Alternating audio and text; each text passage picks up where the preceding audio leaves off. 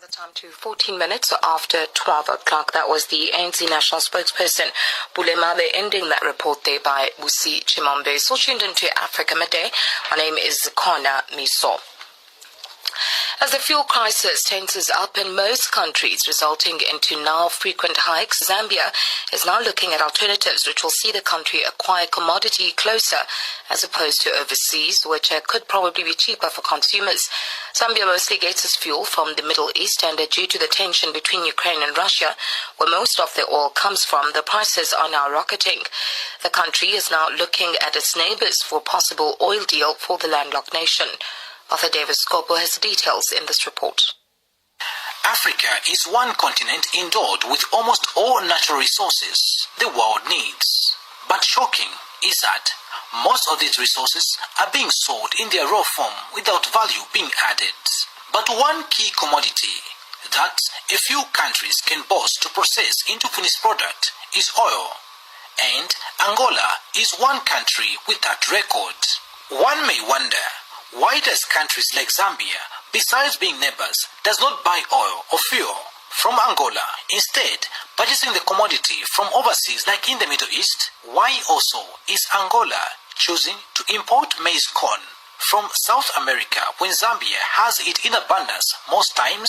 Well, a number of factors surround these questions. Among them is what Zambia's Vice President Mutalila Lumango told Parliament recently. Indeed, for a lot of us, we keep asking, Angola is near and they produce oil.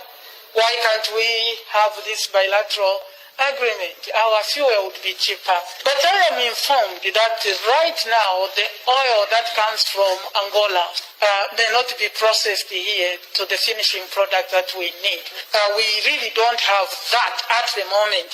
But indeed, it is important to continue to have talks and see whether we can actually end up having a plant or an industry that can process that fuel to a usable end. However, this seems now to be coming to an end, as the Zambian government is asking Angola, one of Africa's oil producers, to consider supplying refined fuel on a government-to-government and business-to-business basis. Zambia's Energy Minister, Peter Kapala, announces this Tuesday that his country has successfully lobbied the Angolan government to reopen the opportunity for Zambia to own a stake in the Lobito Refinery project, which will have a capacity of 2,000 barrels of oil per day.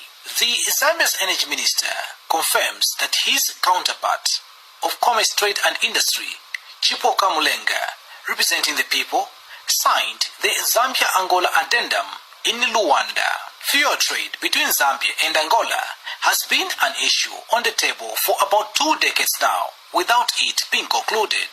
Johnson Chikwanda, an energy expert, now weighs in.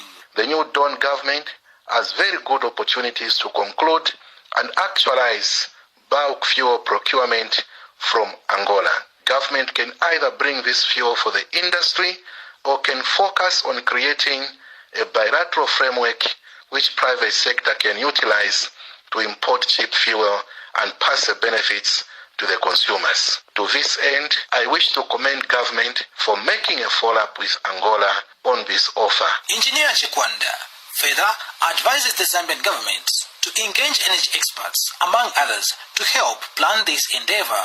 The implementation task force must include private sector and government representatives of both Angola and Zambia, and must include players who have not just industry knowledge, but also who have practical oil industry business experience. The same task force must look at other oil-producing countries as well.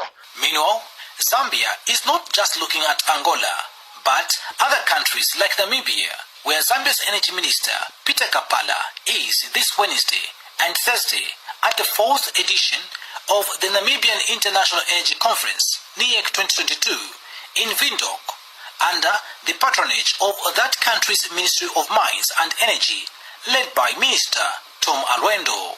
Minister Kapala says the Namibia International Energy Conference is bringing together various perspectives from across the energy value chain to serve as a catalyst for the crucial conversations around oil, considering the announcement that the National Petroleum Corporation of Namibia discovered light oil in both primary and secondary targets in the Graph 1 deep water exploration well in the Orange Basin. Reporting for the SABC's Channel Africa in Lusaka, Zambia, I am Arthur Davis, Scopo.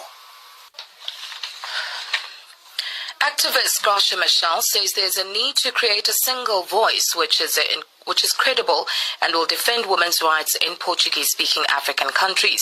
Channel Africa's Milton Malulek tells us more from Maputo. From Monday to Tuesday, Maputo City hosted the Forum of Women's Movements and Collectives, which brought together in a single room the feminist movement from Mozambique, Cape Verde, Angola, Guinea-Bissau, São Tomé and Prince, whose objective was to reflect on the inclusion, challenges and perspectives of the social, political and economic participation of women in the respective countries.